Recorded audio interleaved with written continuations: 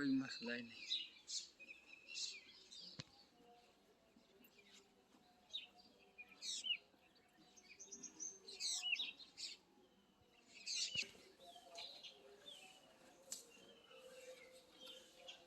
क्या लावना पहला पर वीडियो तो गंदी हो गई